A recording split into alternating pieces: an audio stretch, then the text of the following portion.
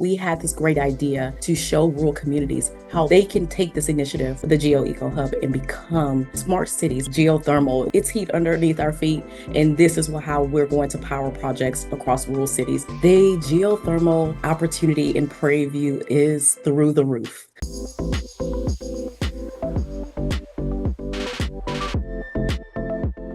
Welcome to Geothermal Unleashed, where we will explore the cutting edge of geothermal energy. I'm Elizabeth Cambre from the Valorec New Energies team. I'm here to help educate and document geothermal's rise in the global energy transition. Today, I'm delighted to welcome Dr. Sharita Humphrey, the CEO of EcoPower Source. Before we dive into the exciting work EcoPower Source is doing, I'd love to start with your personal journey, Dr. Humphrey. Your leadership in this space is inspiring. Can you share a bit about your background and how you found yourself in the geothermal industry? So thank you again for having me. I have a very interesting pathway to geothermal because I am not technically in the space. My background is in finance. So being able to come into this space, I thought that I would never be here, to be really honest with you, but I got the opportunity to be able to work in multiple rural communities and really being able to see some of the things that are gems when it comes energy gems that we could definitely take and help to drive economic growth. So the great thing about it is I do have a finance background. So as the CEO of EcoPower Source, it really gives a different edge to it. But I've been able to assemble a great team of people who have over 50 years of experience, everything from geothermal, resiliency, workforce development, being really change management, really being boots on the ground to be able to do a project like the GeoEcoHub. This is not something that's just I'm doing this by myself. I have a great team of people, advisors. We have a board, a amazing board of advisors who's doing some really great work to help drive this. But me being very boots on the ground, I'm a CEO that's boots on the ground. We have a really great panel of experts who've done projects like this, maybe not of this magnitude, but we've really been able to build. And I have an amazing business partner who's been a part of building smart cities. And so we had this great idea to show rural communities how they can take this initiative, the GeoEcoHub, and become smart cities, but resilient cities, because many times they have all the tools to be able to create growth, but there's things that they don't know that's right underneath their feet. And so geothermal was one of the things that we all believe it's heat underneath our feet. And this is how we're going to power projects across rural cities, but we're starting in the great city of Prairie View. What inspired the creation of EcoPower Source USA and the GeoEcoHub concept? What drove it is that I've had the opportunity to be able to work from a finance standpoint, and an economic development standpoint when it comes to rural communities. And one of the things that I saw in multiple rural communities, even working, having the opportunity to work out in a rural community outside of Atlanta, Georgia, that they all have similar things. They all have their own, what we like to call quirky. What is those things that make those cities great? What is really driving? Who are the people? Let's really kind of just buy into this. And as I saw working in those rural communities, one big thing is they're a digital desert. That was where my finance background came in. It's really being able to figure out their bottom line. How can we drive economic growth? But I got the opportunity to work with my business partner. He said, let's overlay this by really looking at what are those things that are there that we can utilize this. And so this is how we came up with the GeoEcoHub, not just closing that digital divide, but also being able to bring something that's going to create growth. And those are our data centers powered by our geothermal, because many of those rural communities we've identified may have opportunities for geothermal energy. And this is how we're going to drive that economic growth. This is how we're going to show them how they can now create their own smart and resilient opportunity right from their rural community, giving them a small picture, working with their local officials, working with the community, because this is a community effort. Now, we don't want to just come in. We want the people to be involved. It was very important to us for them to be able to know we're not trying to change the landscape of what makes your city great,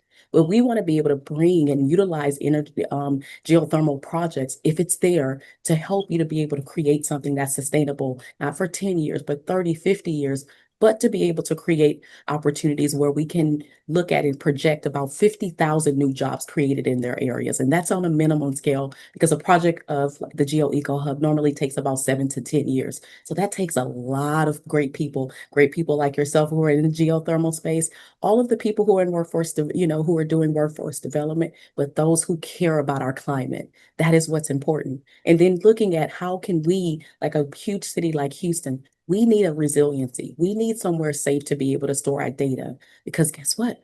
Many cities and especially rural cities, they're minutes or miles away from a metropolitan city. So they can really be able to help that create that stronger infrastructure, especially when it comes to sustainability. So this project really encompasses not just yes, it's focused on rural communities, but it's also to be to let them know that you are a support to a metropolitan city. You can help lower energy costs. You can continue to drive workforce development.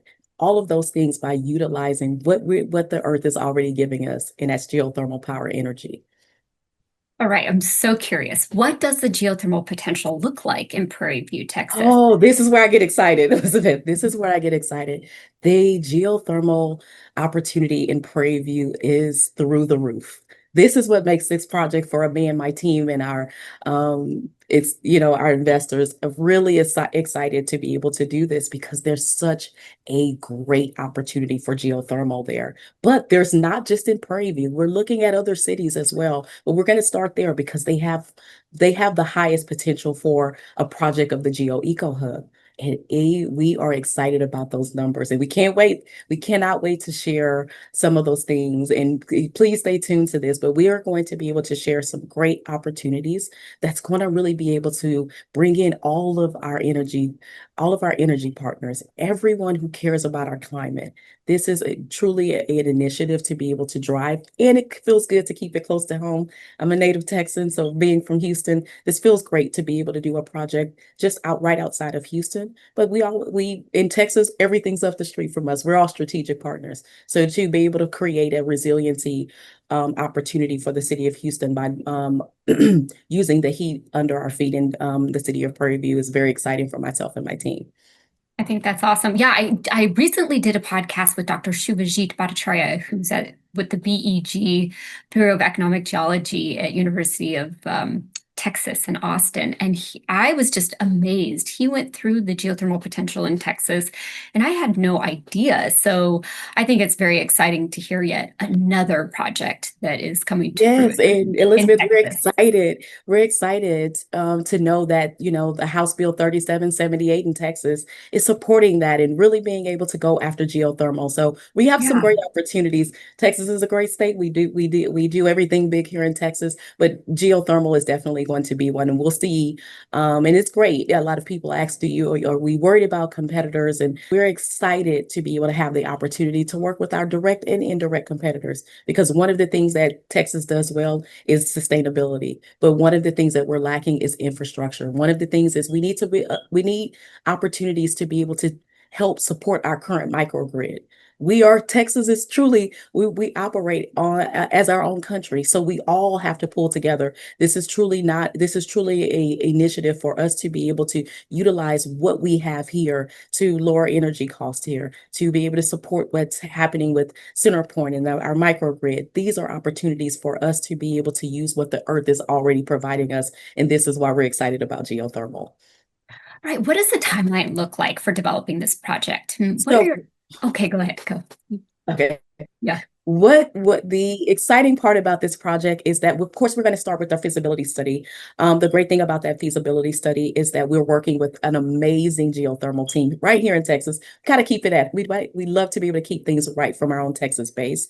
But once we get that feasibility study underway, we are looking at Q1 2026. So this is very exciting to get this project off the ground. Of course, this project of this magnitude takes about from implementation to the full running of it will take about 7 to 10 years. We always have to put that contingency in. We have to deal with climate, other things when it comes to the back end things of processes. So we gave ourselves at least 10 to 12 years completion, but our goal is to be able to have this project up and running so that way we can take this across across the state of Texas and across the country. So looking at about 7 to 10 years from start to finish. Okay. And what are your goals for 2025 and what are you working on right now? So goals for 2025 is to ensure that we are able to get that feasibility study complete, that we have site control because that's important. We want to be able to leverage all the tax credits that are available to us, whether that's state, local, or federal when it comes to this project. So site control is very important to us. So this is why we're working very closely with the city of Prairie View and their strategic partners to make sure that we do that, get not only have that site control, which of course would include the land, but also ensuring that we have the permitting. Those are things that are very important to us. Making sure that we're able to also, lastly, make sure there's certain bonds that we're looking at in this project that are going to be a benefit, not only to the residents that are in the city, in the county, but just overall how the tax credits that are available to us through this project from a state level as well. So those are some of the things we're working that those are the immediate things that are going to be happening for us to close out 2025. And those things are underway and we are excited about that. Very excited about it. Seems like you have your hands full. Let's Yes. turn now to talk about the integration of 6G technology. How is this being used to enhance the community resilience within the GeoEcoHub? So one of the things is what we would love to be able to see. Let's just be honest. One of the things is, yes, in the city of Prairie View, I'm not sure I'm going to share some news with you all. They are currently not up to par with most of the cities here across the country. They are below what the industry standard is when it comes to broadband connectivity. So this is why we say they're a digital desert. This ultimately causes them to be a city that's stunted by their growth because of the broadband connectivity.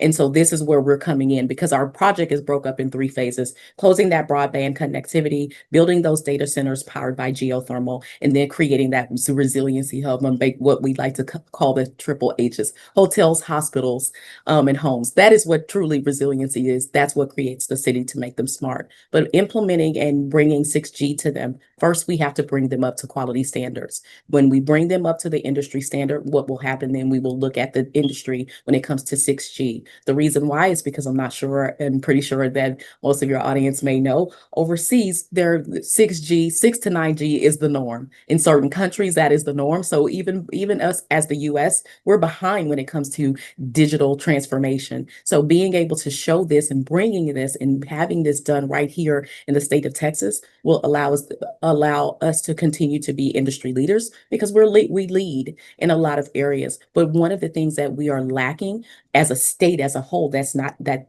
which would include Prairie View, is that when we start to look at what data looks like and what broadband connectivity looks like, especially in rural communities, let's just look at it. We have about this Washington, D.C. is about 2.3 square miles. They have about 300 to 400 data centers. We have less than 100 in Houston.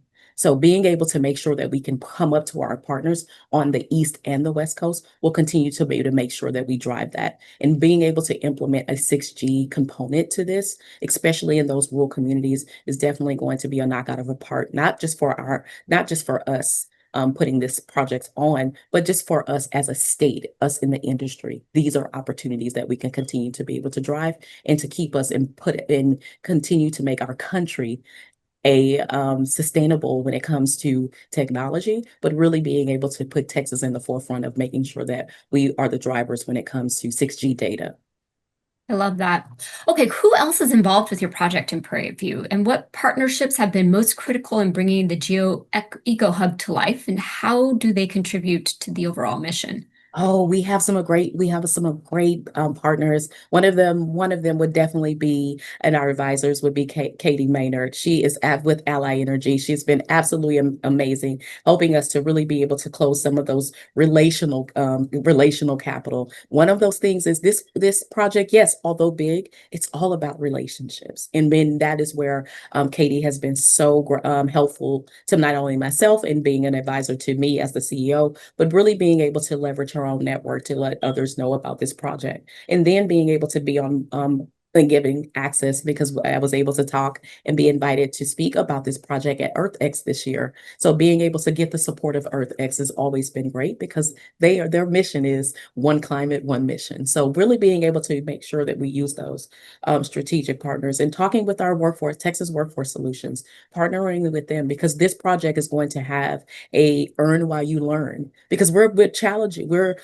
As a CEO, I've challenged myself that one of the things that is important to us is that we leverage our student talent. So that Earn While You Learn program for this project over the 7 to 10 years would give those who are in trades, because everybody's not going to go to college, but we want to make sure that they're a part of this initiative. But leveraging our local colleges and universities. So those student talents who come and work on this project, they will be paid a above normal salary, but we also want to make sure that we're able to help them to reduce their educational costs. So this project has a social impact component because we want the students to understand that this project is not just for us. We want them to look at where they're going to schools and to create a quality of life there, bring things, let them know that there's job opportunities because the job market is, especially now, it's shaky, but we want to be able to have an opportunity where we can support the student talent, especially those who are going into energy, STEM, those who may go in even for our trades, and we're needing HVAC, and all of those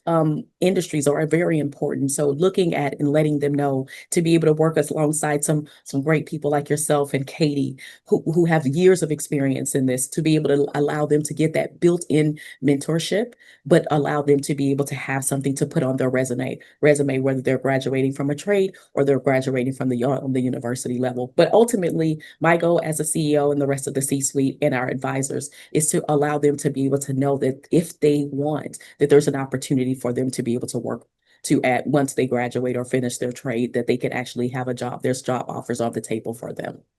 I love that. And I was going to, my next question was going to be around this. And I don't know if you can offer any other insights to it, but with such a project, are there other economic developments that would come to fruition? And maybe you could speak a little bit more about the workforce training Oh, in yes. the So underserved communities. yes, so we definitely are looking at, and we've had talks. Like I said, we're working very closely with a contact that we've developed a relationship with the Workforce Solutions. They've brought apprenticeship opportunities to the table as well. So you may not have the training now, but this is an opportunity for you to be able to go through the apprenticeship program. This is something that's amazing because apprenticeship programs really gives that on-the-job training. Depending on how old we are, we don't want to tell our age. On-the-job training was one of the things that was very valuable. So those are some of the things that's going to be an extension of this because everybody may not be at the university level yet. They may not be at the college level, but they want to be able to have some type of skill set. And so being able to work with the Workforce Solutions in conjunction with the Economic Development Corporation, multiple economic development corporations that are in, whether that's from a county level or a city level, this will give them the opportunity to be able to have a pathway. So just yes, this is a portion of our Earn While You Learn, but the apprenticeship program is definitely an opportunity for those who may be looking at career change or looking to be able to figure out if there's something else, especially if you're trying to figure out what am I going to do next when you're coming out of high school. Maybe you haven't made a decision about a college or a university or even a trade, but this gives you an opportunity to be able to create a new opportunity, learn, but be able to also look at a pathway that you may not have considered. And we have the support of the workforce, our workforce solutions. So being able to have that, this is a really win-win for everyone involved. Yeah, it really sounds quite amazing. You've thought of everything. So let's turn to talk about the resilience of these hubs. So how does the GeoEcoHub support disaster recovery and emergency preparedness? So one of the things that we want to be able to look at is that's why our data centers are so important. Data is everything. It's also currency. And so for us, we want to be able to make sure that that resilience is not only from a data standpoint, but one of the things is we know, especially in this region of Texas, climate can change. Rain could definitely be a factor. So for us, we want to be able to make sure that our resiliency hubs offer something to be able to support our city, the Houston and surrounding areas, because we know, Elizabeth, depending on what that storm looks like or if a hurricane hits, we lose power quickly. But especially in times where we don't need to lose power, and that's normally those hot months. And of course, we have two seasons. Hot and a little bit of cool. So one of the things is that this project allows us to be able to do is to work with our Department of Transportation, working with the City of Houston, working with their strategic partners, working with you all as well, so that we can design a plan. We don't have all of the things figured out, so I just want to be very transparent there because this project is still it's up and coming. But one of the things is that we do have a plan of action that we want to be able to work with your organization, work with the City of Houston, work with the Department of Transportation, so that way, when we do have those emergency disasters, or we have to be able to move people quickly, we have somewhere to be able to take them that's safe. We have someone that's very close, because one of the things is people don't like to be displaced. We all have had to be displaced, depending on how long. If you're a native to Houston, or if you were here last year or during Hurricane Harvey, many of us were displaced. So we want to be able to create this resiliency, so that way you're still close to home, but you also get the comforts of knowing that you are somewhere safe, especially when we're dealing with climate. We don't know what's going to happen. We don't know what we have to be able to give those first responders opportunities to be able to be off, to be able to serve us in those times of emergencies, and keeping people off of the road by working with the Department of Transportation and having a true plan of how we're going to evacuate people is definitely going to be able to be something that helps, so that way we don't have to go through another thing where we saw people stuck on the highway for hours and hours, or people trapped at home. So really being able to design a plan, and this is where you all become so important, working with us as well, because we want people to be able to know that this is a plan for the people, by the people. So because one of the things is we can design it, but we want the people that is involved, the people who live here, the residents, the small businesses, everybody who makes our city and the surrounding areas, but ultimately our state great. We need their support. We need their feedback. What is it that you want to be able to see when we're talking about disaster relief? We've been on the ground getting that information, and we're working with other strategic partners who've built out this plan, so that when I tell you that we're not doing this all in-house, that we've assembled an amazing team of people who understand resiliency, who understand how to be able to make sure that we keep people safe. But one of the things is, what was important for us is working with quantum energy, because they were able to come in and help us to, and I will definitely be sharing this all with you all. You're Yeah. watching this, but this particular resiliency hub plan will save about 1.5 million lives each year in the state of Texas.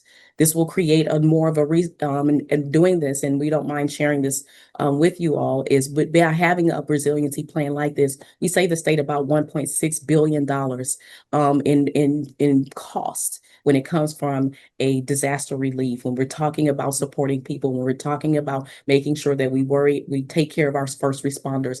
All of these things are in that report. So when I say that we have come and we've done our due diligence when being able to incorporating companies who have this and can support this, and to be able to partner with them and know that we're working with a industry leader who understands resiliency and understanding how to put a plan together of a resiliency plan that's sustainable and really speaks to our state. This is what we're excited about. Wow. All right. Can you talk a little bit about the challenges that you face in developing this geothermal powered infrastructure in Yes. Texas, and how have you overcome some of these challenges? So definitely some of the challenges is in the beginning, everybody getting people to understand first what is geothermal. That's especially when we're talking to people who are not in this space. That's been one of our challenges. But how we were able to be able to turn those challenges away is because we're understanding how important relationship capital is. Really being able to hone a message where people understand. And people, when we say this, that's why we use that tag, heat under our feet. It really helps to people to be able to connect with it. And so it makes the conversations a lot simpler. It lets people understand what most people understand it. And then when we show them those geothermal maps and what the opportunities are, and we break it, and we allow people to kind of nerd out with us and data nerd out with us, we have opportunities for people to just come in and ask us questions. It really helps to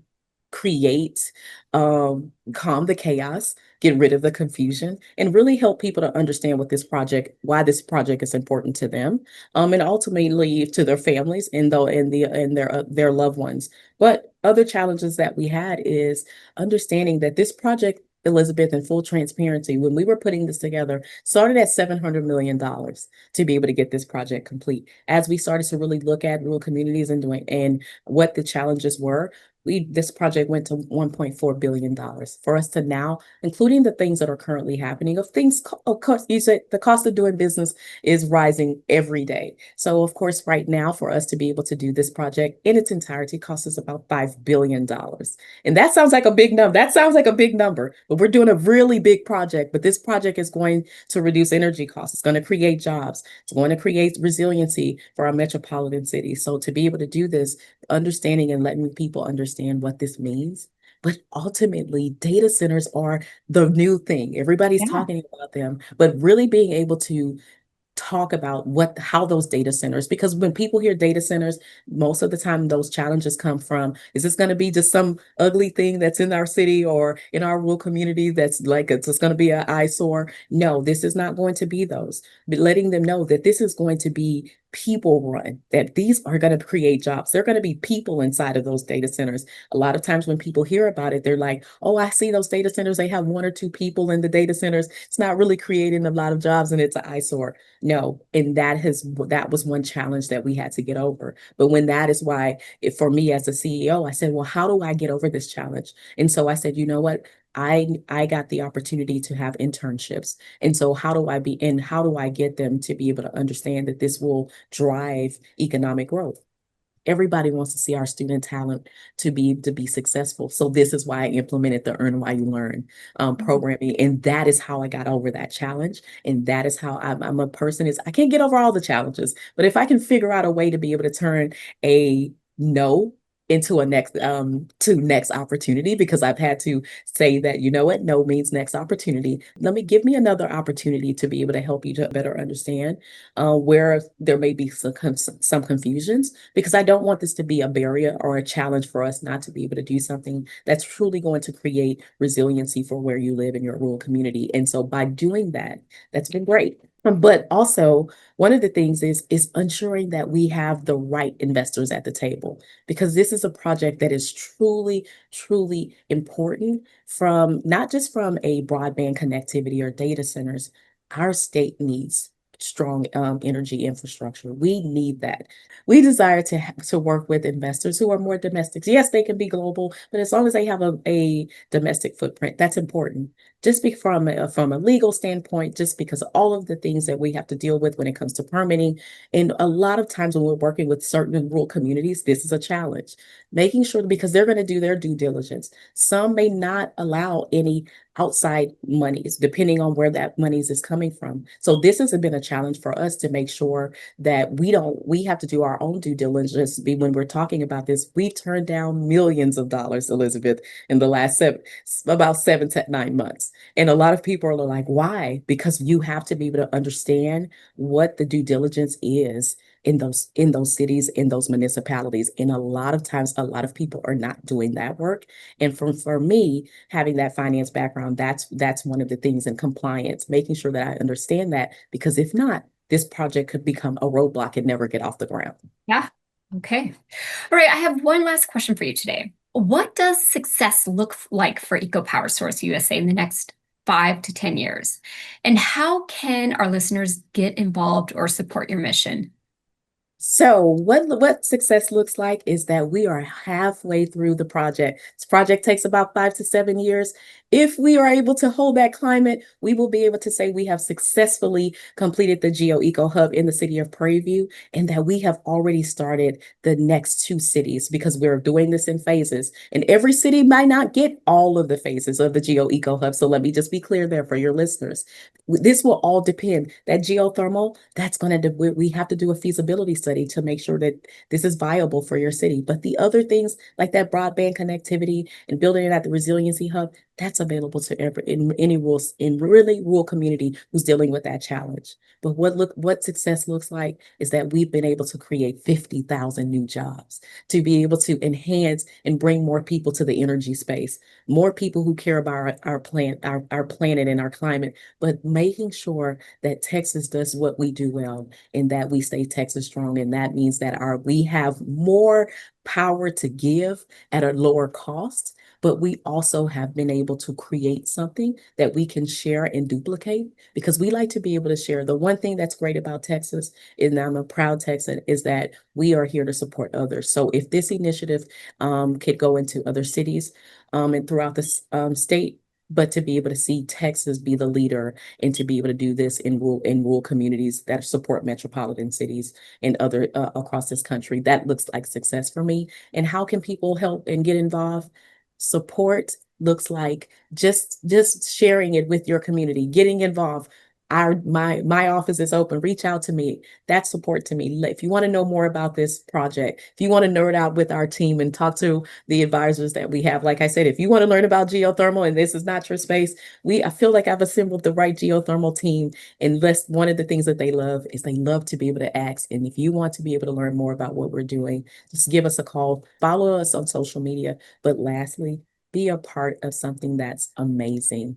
And even if you never give us a like or share or a dollar, just letting us know how you feel about this um, goes a long way. And I'd love to be able to hear your feedback on what you think about this project. And if you're a rural community listening to this, know that we would love to support you as well. So thank you all for having me. I love that. I love your passion, and I'm so happy that you're a part of the geothermal space, helping to promote this incredible energy. And before we conclude, I want to point out that on September 17th at the Post in Houston with the Houston Energy Climate Week, you're going to be taking the stage with others from Prairie View. Just want to tell who's Yes, going I to be did. joining this panel. I'm so excited for this because I don't think the industry has heard yet about what you're doing. So this is going to be a great way to share with the greater Houston people what you're doing in Prairie View. So Yeah, so a thank little you. bit. We look forward to it. Thank you again for the opportunity. I look forward to moderating an amazing panel that includes some of the people that I mentioned, but to have some of those people, excluding elected officials from Prairie View, share why they're excited about this project as well. That's awesome. All right. Well, we'll post details on that so no one miss out. But I want to thank you, Dr. Humphrey, and I want to thank our listeners for joining us on this episode of Geothermal Unleashed. I hope today's discussion has sparked new insights and deepened your understanding of the geothermal industry's incredible potential. Until next time, keep pushing the boundaries of what's possible, and let's continue working together to unleash the full potential of geothermal. Thank you.